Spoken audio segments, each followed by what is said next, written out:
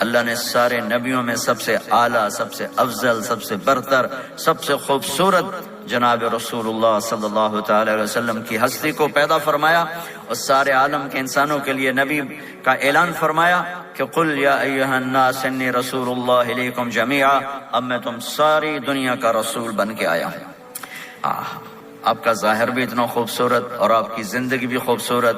میں آپ کو اللہ کے نبی کا حلیہ بتاتا ہوں۔ آپ تشریف لے جا رہے ہیں مکہ چھوڑ کے مدینہ، راستے میں بھوک لگی، رابغ ایک خیمہ دیکھا، وہاں ایک بوڑھی عورت بیٹھی۔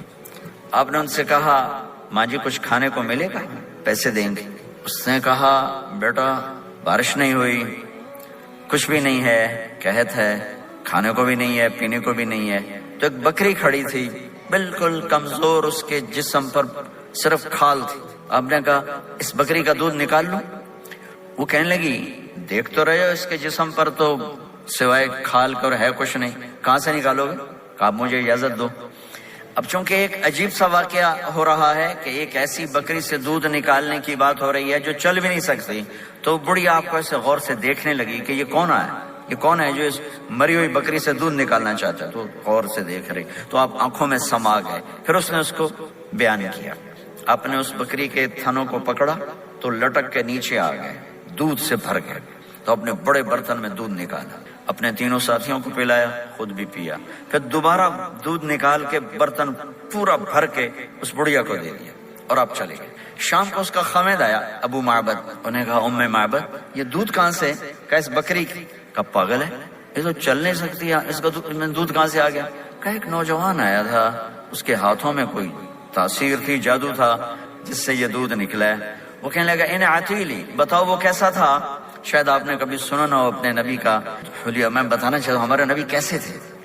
رأیت رجلا ظاہر الوضاء ابلج الوجه حسن الخلق لم تعبه ثجلة ولم تجرب به صعلة وصيم قصيم في عينيه دعج في أشفاره وطف في صوته سحل في لحيته كثافة في عنقه ستع أكحل أحور أزج أقرن إن صمت فعليه الوقار وإن تكلم فسماه وعلاه البهاء أجمله وأبهاه من بعيد وأحسنه وأحلاه من قريب كأن منطقه خرزات نذب يتحذرن فصل لا هزر ولا نزر سبحان لم تقتحم عين من قصر ولا تشنه من طول ربعة انظر الثلاثة غصن بين غصنين۔ کیا اماں الفاظ بول گئی، آج تک عالم تھک گئے ترجمہ کرتے ہوئے۔ کہنے لگی میں تمہیں کیا بتاؤں، میں نے ایک شخص دیکھا، مجھے لگا جیسے 14ویں کا چاندی کپڑے پہن کے زمین پہ آ گیا۔ ظاہر الوضاء ابلج الوجه، چمکتا چہرہ۔ میں پورا آپ کو ایک اور حدیث بھی ساتھ جمع کر لیتا ہوں۔ عظیم الہامہ، خوبصورت سر، بڑا شدید سواد الشعر، سیاہ کالے بال، عظیم الہامہ، سر خوبصورت گولائی میں، واسع الجبین، کھلا ماتھا، ازہر اللون، کلیوں جیسا خوبصورت رنگ چمکتا ہوا۔ پھول میں چمک تھوڑی ہو جاتی، کلی میں زیادہ ہوتی، کلیوں جیسا رنگ چمکتا ہوا۔ ازج الحواجب، یہ بڑے خوبصورت گول، وہ آج کل کیسے یہ پر پینسلیں لگا لگا لگا کے بیچاریاں یہاں تک لے جاتی ہیں، وہ پھر پینسل کا رنگ اتر جاتا ہے، پھر اندر سے وہی عجیب و غریب نظر آنے لگتا ہے۔ تو میرے نبی کی اللہ نے ایسے خود بنا دی، ایسے پورے چلتی ہوئی یہاں تک آتی تھی۔ من غیر قرن، یہاں بال نہیں تھے، یہاں یہ جگہ خالی تھی۔ جن کے ہوتے ہیں وہ بیچاری یہاں سے نکال نکال نکال ہائے ہائے بھی کرتے ہیں اور نکالتے بھی ہیں۔ من غیر قرن، یہاں بال نہیں تھے۔ بینہما عرق یدرہ الغضب، یہاں ایک وین تھی، وین، جب آپ کو غصہ آتا تھا تو آپ غصے کو برداشت کرتے تھے، نکالتے نہیں تھے، برداشت کرتے تھے، تو وہ یہاں ایسے ایسے ایسے ایسے ایسے ایسے حرکت کرنا شروع کر دیتی تھی، تو اس سے پتہ چلتا تھا کہ اللہ کے نبی غصے میں بیٹھے ہوئے ہیں۔ فی عینیہ دعج، آنکھ بڑی خوبصورت، موٹی، سیاہ، اشکل، لمبی، اہدب، یہ بال بڑے لمبے، اکحل، بغیر سرمے کے سرمہ لگا ہوا، انجل، ابرج، اہدب، احوج، ادعج، اکحل، یہ سب نام میرے نبی کی آنکھوں کے ہیں کہ اللہ نے ایسی خوبصورت آنکھ کائنات میں اور کسی کو نہیں تھی۔ حسین آنکھ تھی، اس میں باریک سرخ دھاریاں تھیں اور سیاہی سیاہ تھی، سفید ہی سفید تھی. جب آپ آنکھ اٹھا کے کسی کو دیکھتے تھے کوئی آپ کی آنکھوں میں آنکھیں نہیں ڈال سکتا، سب ایسے ہو جاتے تھے. اس لیے میرے نبی یوں نہیں دیکھتے تھے، لوگ ایسے دیکھتے تھے.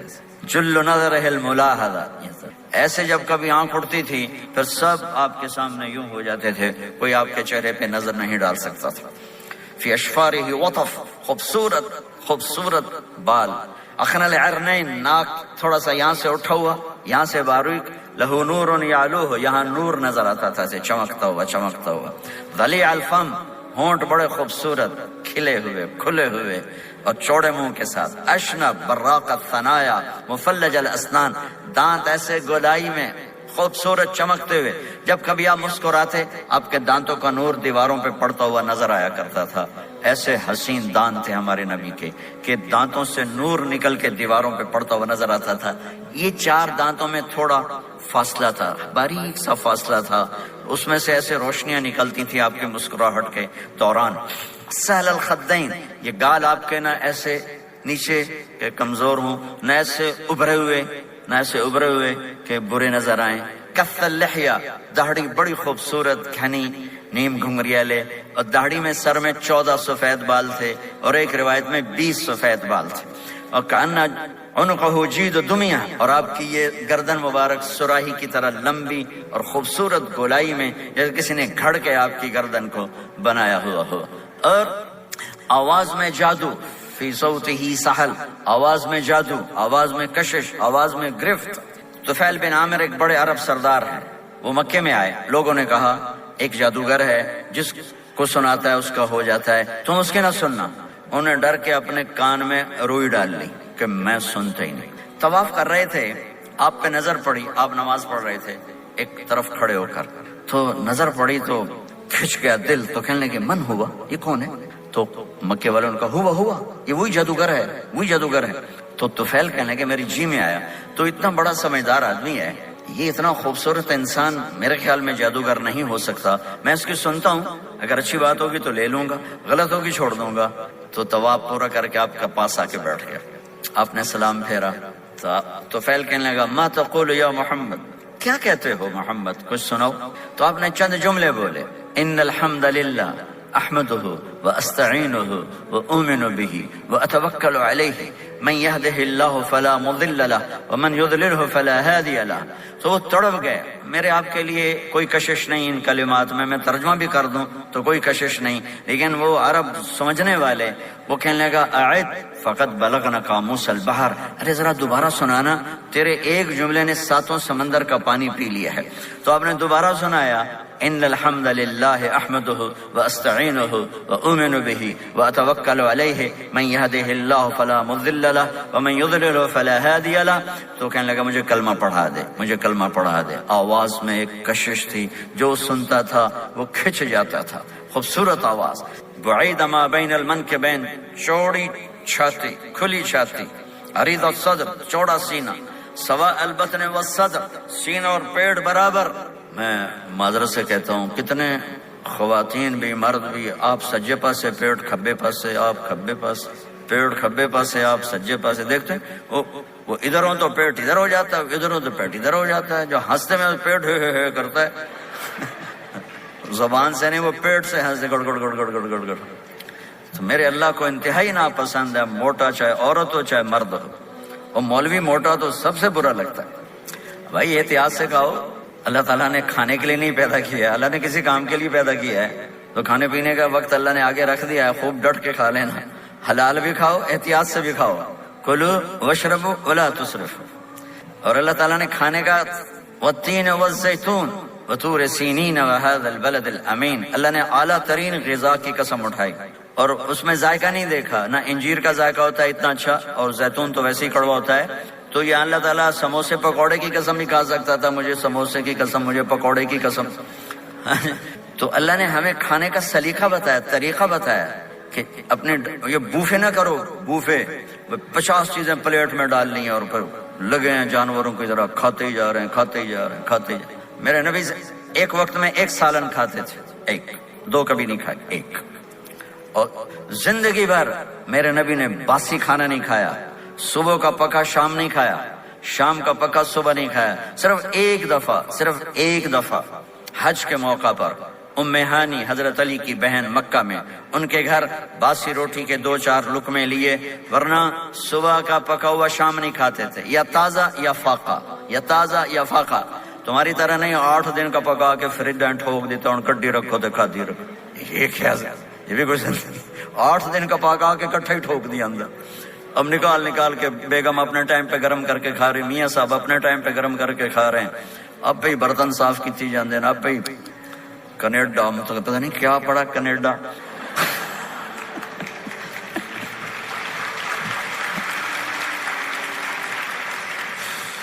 میں انگلینڈ گیا تو میرے بڑے اچھے دوست ہیں، وہ کہنے کہ مولانا میں نئی گاڑی لایا ہوں، آپ کو اس میں بٹھانا ہے. کہ اچھا کتنے کی؟ کہنے کا 2.5 لاکھ پاؤنڈ کی ہے. 2.5 لاکھ پاؤنڈ کی. میں نے کہا اس کا ڈرائیور کون ہے؟ کہا جی ڈرائیور تو ہم خود ہی ہوتے ہیں. میں نے کہا پھر ہماری سوزوکی اچھی ہے جس پر ڈرائیور رکھا ہوتا ہے، صاف بھی کرتا ہے بٹھاتا بھی ہے. تم اچھے 2.5 لاکھ پاؤنڈ کی گاڑی لی ہے، ٹائر بھی خود دھو رہے ہو اور اس کے میٹ بھی خود صاف کر رہے ہو نکال کے. ابھی بیگم نے برتن بھی تم سے صاف کروانا ہے، وہ الگ سے کام ہے. میرے نبی سوا البطن و صدر، میرے نبی کا سینہ اور پیٹ برابر تھا، سب تلقص، بالکل ایسے سیدھا تھا بالکل. اور کبھی زندگی بھر پیٹ بھر کے کھانا نہیں کھایا. صبح کھایا شام نہیں کھایا، شام کھایا صبح نہیں کھایا، جان بوجھ کے. اور جب کھایا تو چند لقمے. دقیق المسربہ، یہاں بالوں کا تار تھا جو ناف پہ آ کے ختم ہوتا تھا، باقی سارا جسم انور المتجرد، چمکتا ہوا جسم تھا، چمکتا ہوا. راہ بر راہ، یہ ہتھیلی کشادہ، شسن الکفین والقدمین، یہ جگہ اور پاؤں کی یہ جگہ، اس پر گوشت خوبصورت مسیح القدمین، اس طرح تھا کہ یہ رگیں نظر نہیں آتی تھی. اور جو حصہ آپ کا کپڑوں سے باہر نظر آتا وہ نور چمکتا نظر آتا تھا. اور اذا زال قلعا، آپ پورا قدم اٹھا کے رکھیں، یہ ایسے نہیں چلتے بلکہ آپ پورا ایسے قدم اٹھا دیتے پورا. اور یقارب الخطا، قدم چھوٹا چال میں تیزی، ایسے لمبے قدم نہیں اٹھاتے تھے، چھوٹا قدم لیکن اس میں تیزی بہت. یمشی تکفین، ذرا کندھے جھکا کے چلتے تھے، اکڑ کے زندگی بھر نہیں چلے، ہمیشہ یوں چلتے تھے. تھوڑی گردن بھی جھکی ہوئی، تھوڑے کندھے بھی جھکے ہوئے، اور عاجزی. اور ہمیشہ سلام میں پہل فرماتے تھے، جس کو بھی ملتے تھے سلام میں پہل ہوتی تھی. اور اتنے عالی اخلاق تھے، کبھی کسی کو یوں کر کے نہیں بلایا، ہمیشہ یوں کر کے اشارہ کر کے، پورے ہاتھ کا اشارہ کر کے بلایا. اور جب کبھی آپ کو دائیں بائیں سے کوئی بلاتا یا رسول اللہ تو آپ یوں نہیں کرتے تھے. میں یوں کھڑا ہوں، مجھے فوزان کہتا ہے مولانا صاحب تو میں اتنا ہی کروں گا. جی فرمائیے کیا کہنا ہے. کوئی ادھر سے ہوگا تو میں کہوں گا ہاں جی بولو کیا کہنا ہے. پر اپنے نبی کے اخلاق دیکھو، یہاں سے کسی نے آپ کو بولا یا رسول اللہ تو آپ یوں نہیں کرتے تھے، آپ یوں کرتے تھے. جی فرمائیے، پورا اس کو سینہ دیتے تھے. کوئی ادھر سے بولا تھا یا رسول اللہ تو آپ یوں نہیں کرتے تھے، آپ پورا ایسے مڑتے تھے، پھر کہتے تھے جی فرمائیے، پورا سینہ دیتے تھے اس کو. اور پھر کوئی کہتا آپ سے بات کریں تو آپ یوں ہو جاتے، کوئی آپ سے بات کرنی آپ یوں ہو جاتے. جب تک وہ بات ختم نہیں کرتا تھا آپ اس کی سنتے رہتے تھے. اور جب کسی کی بات سنتے تھے تو بالکل اس کو چہرہ دیتے تھے. یہ موبائل نے ہمارے اخلاق برباد کر دیا. بچہ ماں سے بات کرتا ہے، وہ بیٹھی موبائل دے، ہاں بولو کیا کہتے ہو، سن رہی ہوں، بولو سن رہی ہوں. آنکھیں ادھر ہوتی ہیں اور کان ادھر ہوتے ہیں. یہ جس سے بھی آپ ایسا کرو گے آپ نے اس کے دل کو تباہ کر کے رکھ دیا. توجہ فرمائیے، ہمارے اردو میں کہتے ہیں توجہ، تا ہٹا دو تو نکلتا ہے وجہ، چہرہ. اپنا بوتھا شریف میری طرف کرو، مجھے عزت دو، میری آنکھوں میں آنکھیں ڈال کے بات کرو. آپ کو صحیح سچا واقعہ سناؤں. ہمارے فیصل آباد میں ایک خاتون اسکول ٹیچر تھی، تو وہ پیپر چیک کر رہی تھی تو رونے لگی مارکنگ کرتے ہوئے. تو ان کے ہسبینڈ نے پوچھا کیوں روئی ہو؟ تو اس نے ایک پیپر نکال کے دے دیا، کہا اس کو پڑھو. تو اس میں ایک سوال تھا کہ بچوں سے کہ آپ کیا بننا چاہتے ہیں؟ تو بچے نے لکھا تھا میں اسمارٹ فون بننا چاہتا ہوں، کہ میں دیکھتا ہوں کہ میری ماں اور میرے جو فادر ہیں وہ مجھے اتنا توجہ نہیں دیتے جتنا اپنے فون کو توجہ دیتے ہیں. میں ان سے بات بھی کروں تو وہ اپنے فون میں لگے ہوتے ہیں اور اسی میں لگے مجھ سے بات کرتے ہیں. میرا جی چاہتا ہے میں بھی اسمارٹ فون ہوتا. تو ان کے خاوند نے پوچھا تو کیوں روئی ہو؟ کہ یہ تیرے میرے بیٹے نے لکھا ہے. یہ اوپر تو رول نمبر تھا نا، ان کو تو پتا تھا کس کا رول نمبر ہے، باپ کو نہیں پتا تھا. کہ یہ تیرے میرے بیٹے نے لکھا ہے کہ میں اسمارٹ فون بننا چاہتا ہوں. تو یہ ضرورت کی چیز ہے، لیکن اب آپ تو اپنا کلچر بھول گئے. مراسی بڑی ایک عالیشان قوم ہوتی ہے ہمارے پنجاب میں, تو وہ ہماری پنجابی کی مثال ہے, مراسیاں دا پتر جمے انہیں چوم چوم کے مار چھڑیا. تو یہ سمارٹ فون نے تمہیں ٹوائلٹ میں بھی فارغ نہیں رکھا, ٹوائلٹ میں بھی سودے کر رہے ہوتے ہیں بیٹھے ہوئے. تو ہر چیز کی ایک ترتیب ہے. میرے نبی جب کسی کی سنتے تھے تو پوری طرح متوجہ ہوتے تھے, چھوٹے کو بھی عزت دیتے تھے, بڑے کو بھی عزت دیتے تھے. تو میرے اور اللہ کے درمیان جناب رسول اللہ صلی اللہ تعالی علیہ وسلم کی ہستی, یہ واسطہ ہیں, یہ رابطہ ہیں کہ مجھے اپنی زندگی میں ڈھلنا ہے اس محبوب کے طریقے میں جس سے میرے اللہ نے پسند کیا. فلا وربک, یہ قرآن کی پہلی قسم ہے. والعصر, یہ قرآن کی آخری قسم ہے. فلا وربک لا یؤمنون حتی یحکموک فیما شجر بینہم ثم لا یجدوا فی انفسہم حرجا مما قضیت ویسلموا تسلیما. مجھے قسم ہے میرے محبوب آپ کے رب کی. سبحان, یہ قرآن کی سب سے خوبصورت قسم ہے اور اظہار محبت میں سب سے عالی شان قسم ہے کہ اللہ تعالیٰ یوں کہہ رہا ہے, اے میرے محبوب مجھے آپ کے رب کی قسم. خود ہی قسم اٹھاتا ہے اور انداز ایسا ہے جیسے قسم اٹھانے والا کوئی اور ہے اور رب محمد کوئی اور ہے. یہ اظہار محبت کی آخری آخری آخری شکل ہوتی ہے کہ قسم اٹھانے والا اپنے آپ کو دو بنا دے. مجھے آپ کے رب کی قسم. کینیڈا والوں کو بتا دیں, جب تک آپ کے طریقوں پر نہیں آئیں گے میں انہیں قبول نہیں کروں گا. اللہ کے نبی کو راضی کرنا, ان کے خوشی کو حاصل کرنا. ایک صحابی آئے, یا رسول اللہ میرا پڑوسی ہے, اس کی کھجور ایسے ہو کر میرے گھر کے صحن میں اس کے چند آتے ہیں شاخیں, جب پھل لگتا ہے تو وہ گر جاتا ہے, تو میرے بچے اٹھاتے ہیں تو ادھر سے دوڑ کے آتا ہے, ان کے منہ سے کھجور نکال لیتا ہے. آپ اسے کہیں کہ بچوں پہ اتنی سختی نہ کرے. آپ نے اسے بلایا, وہ منافق تھا. آپ نے اسے بلا کر کہا کہ یہ کھجور مجھے دے دو اور اس کے بدلے جنت میں مجھ سے ایک کھجور لے لو. وہ کہنے لگا, یا رسول اللہ یہ مجھے اور میرے بچوں کو بڑی پسند ہے, کوئی اور ہوتی تو میں دے دیتا. اب چپ ہو گئے, وہ چلے گئے. ایک صحابی بیٹھے تھے, ابو الدحدہ, یا رسول اللہ میں لے دوں, مجھے آپ وعدہ کرتے ہیں, مجھ سے وعدہ کرتے ہیں آپ مجھے جنت میں لے کر دیں گے؟ آپ نے کہا ہاں. تو پیچھے پہنچ گئے. کہنے لگے بھائی کھجور کا سودا کرو. کہا جاؤ جاؤ, میں نے اللہ کے نبی کو نہیں بیچی, تمہیں کیسے بیچ دوں؟ کہنے لگے جو تیرے منہ میں آتا قیمت مانگو. کہنے لگا اپنا باغ مجھے دے دے, کھجور لے لے. باغ میں 600 کھجوریں تھیں. تو کہنے لگا پکی بات ہے؟ کہ چلو باغ تیرا کھجور میری. انہوں نے کہا ٹھیک, مجھے اور کیا چاہیے. 600 کھجوروں کا باغ. دوڑے دوڑے آئے, یا رسول اللہ میں نے کھجور خرید لی, آپ اب اس کو دے دیں. ہم نے کہا انہیں مجھے تو دینی, تمہیں کیسے دے دی؟ کہا جی میں نے پورا باغ دے دیا اور کھجور اس سے لے لی, 600 کھجوروں کا. آپ نے کہا ہمارا پچھلا سودا کینسل, پہلے تھا ایک کھجور لے کر دوں گا, اب تیرا میرا سودا یہ ہے کہ تیرے لیے جنت میں بے شمار باغات بھی مل گئے اور تیرے لیے گھر بھی تیار ہو گئے. کم من عزق رداہا ودار فیاہا لأب الداہ داہا. انہوں نے وہیں سے چھلانگ لگائی اور دوڑے دوڑے باغ گئے. اندر نہیں گئے, باہر سے کھڑے ہو کر کہا ام الدحدہ باہر آ جاؤ, ہم نے یہ باغ اللہ اس کے رسول کو دے دیا.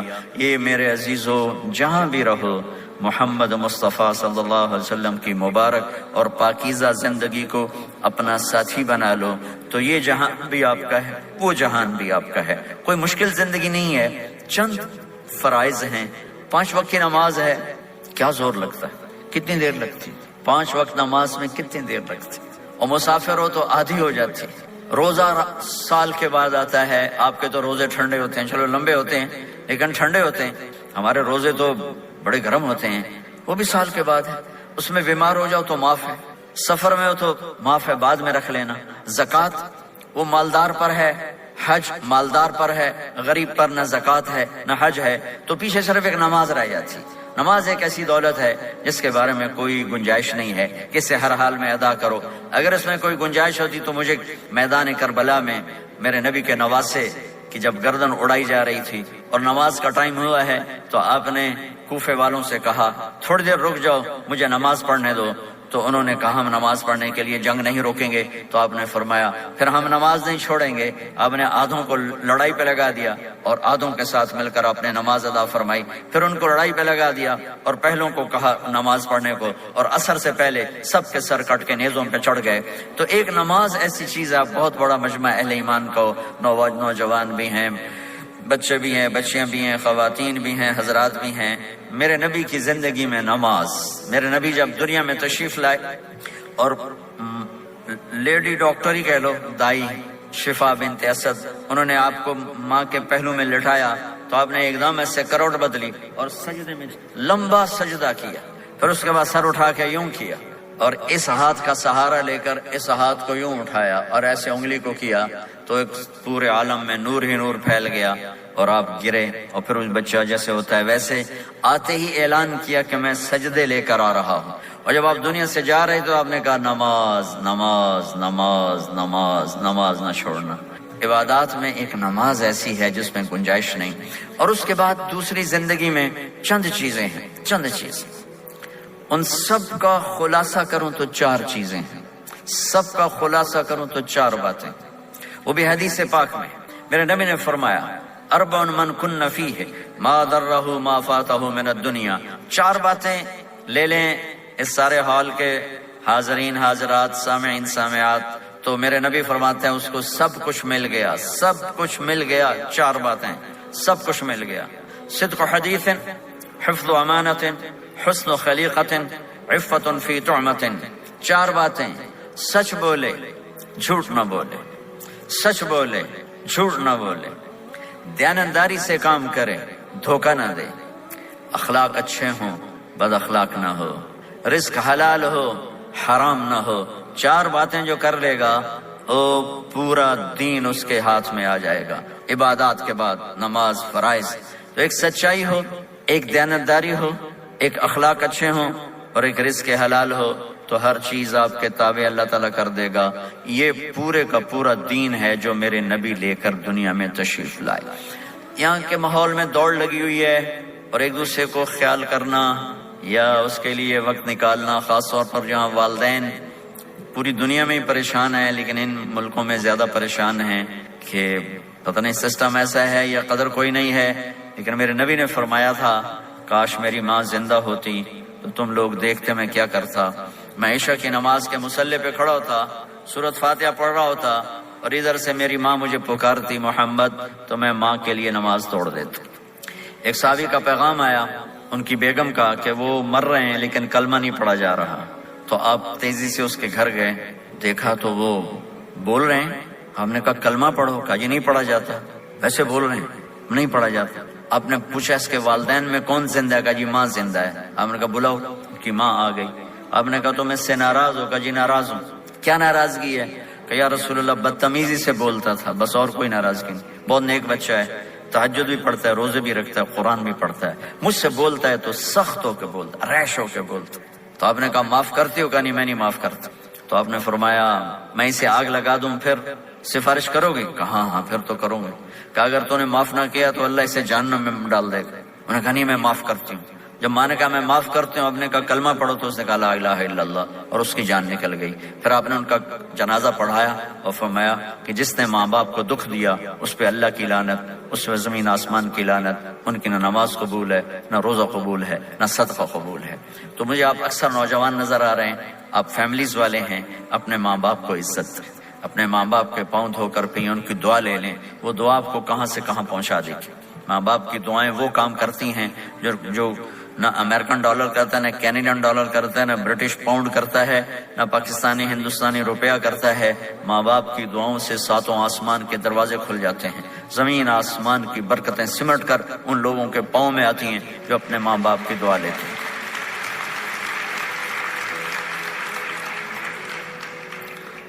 ایک دفعہ موسیٰ علیہ السلام نے کہا یا اللہ میرا جنت کا ساتھی کون ہے؟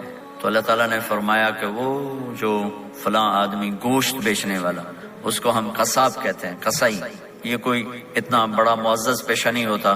تو موسیٰ علیہ السلام بڑے حیران ہوئے کہ میرا ساتھی گوشت بیچنے والا، تو اس کو دیکھنے چلے گئے۔ دیکھا تو ایک عام آدمی جیسے گوشت بیچ رہا ہے، ایسے ہی سارے بازار میں بیٹھا ہوا، دوسرے بھی بیٹھے ہوئے۔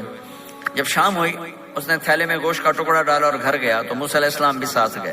تو اس نے جا کر گوشت کو کاٹ کے ہانڈی میں چڑھایا، آٹا گوندنے لگا، آٹے کو رکھ دیا، پھر سالن تیار کیا، پھر روٹی تیار کی۔ ایک عورت بوڑھی یوں کر کے چارپائی پہ لیٹی ہوئی تھی، اس کو ہلایا جلایا، ماں جی اٹھ کے بیٹھ گئی۔ تو اس کو ہاتھ کا سہارا دے کے کھانا کھلایا، اپنے ہاتھوں سے کھلایا، کھلاتا رہا۔ جب اس نے کہا بس، تو اس نے اس کا منہ صاف کیا، کلی کرائی۔ جب وہ لیٹنے لگی تو کچھ بولی، تو موسیٰ علیہ السلام دور کھڑے تھے، سمجھے نہیں کہ یہ کیا بول رہی. تو موسیٰ علیہ السلام نے پوچھا یہ کیا کہہ رہی تھی؟ وہ کہنے لگا حضور کیا بتاؤں کیا کہہ رہی تھی، جب بھی اس کی خدمت کرتا ہوں تو یہ مجھے دعا دیتی ہے کہ اللہ تجھے جنت میں موسیٰ کا ساتھی بنائے. تو میں تو غریب کسائی ہوں، موسیٰ تو بہت بڑا نبی ہے. تو موسیٰ علیہ السلام نے فرمایا تیری ماں نے تیرا کام کر دیا ہے، تیری ماں نے تیرا کام کر دیا ہے. میرے عزیزو، ممکن ہے ماں باپ کی خدمت کرنا، دعا لینا تمہیں یہاں مشکل نظر آئے، لیکن اللہ کی قسم اسی میں آپ کی دنیا چھپی ہوئی ہے، اسی میں آپ کی آخرت چھپی ہوئی ہے. اپنے ماں باپ کی دعا لو، اپنے ماں باپ کی دعا لو، اپنے ماں باپ کی دعا لو.